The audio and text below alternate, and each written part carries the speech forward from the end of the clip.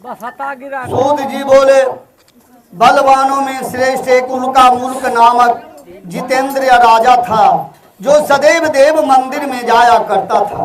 वह राजा आचार्य को नित्य ही धन देकर संतुष्ट किया करता था। उसकी स्त्री कमल के सदृश मुख वाली प्रमुग्धा थी। वह भद्रशिला नाम की नदी के तट पर शतदेव के व्रत को करता था। उस समय वहां एक साधु बनिया आया। वाणिज्य के वास्ते रत्न आदि बहुत धन से परिपूर्ण नाव को नदी के तीर पर लगाकर आप तट पर उतर गया। तब वहां राजा को व्रत करते देखकर नम्रता से पूछने लगा। साधु बोला, हे राजन, भक्ति पूर्वक आप क्या करते हैं, सो कहिए, हमारी सुनने की इच्छा है। राजा बोला कि हे साधु, अति तेजस्वी विष्णु का पूजन है। अपने बंधु बांधवों के साथ पुत्रादिक को प्राप्त होने की इच्छा से इसे क्या जाता है। तब साधु बनिया प्रणाम करके बोला कि हे राजन, इस व्रत को आप मुझसे कहिए, मैं भी इस उत्तम व्रत को करूंगा, क्योंकि मुझे भी कोई संतान नहीं है। इस व्रत के करने से अवश्य संतान उत्पन्न होगी। व्रत और इसकी विधि को जानकर साधु बनिया ने अपने घर में आकर अपनी स्त्री से संतान देने वाले व्रत को कहा।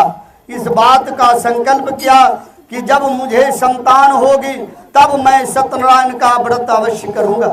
सतदेव की कृपा से थोड़े दिनों के बाद साधु बनिया की स्त्री लीलावती पति के साथ आनंद पूर्ण चित्त से गर्भवती हो गई।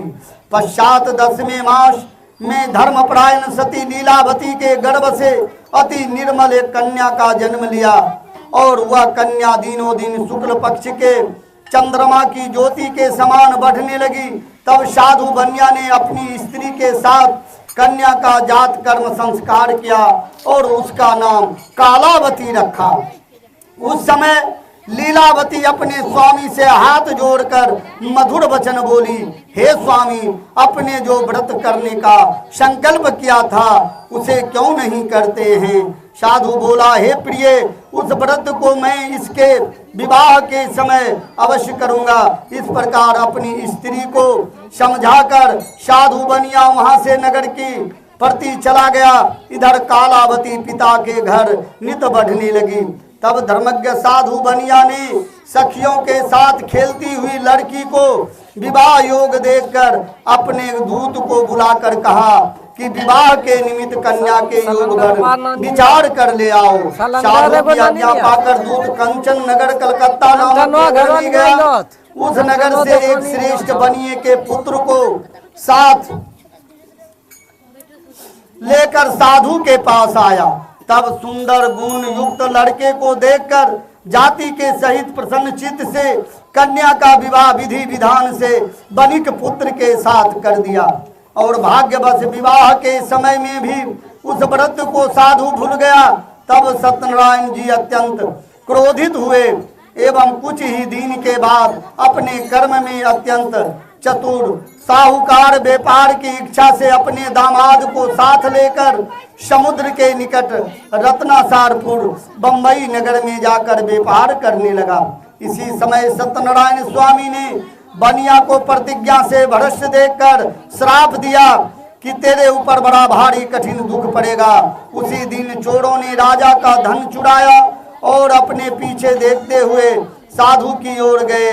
दौड़ते हुए राजा के दूतों को आते देखकर मन में डर के कारण अपने धन को वहां ही रखकर आप छिप गए।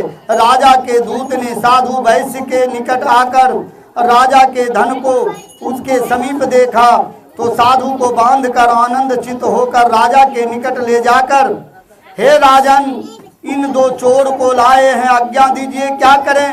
राजा ने साधु को देखकर जेल भेजने की आज्ञा दी।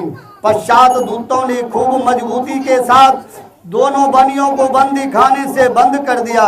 इति श्री सत्यनारायण व्रत कथा चतुर्थो अध्याय समाप्तः।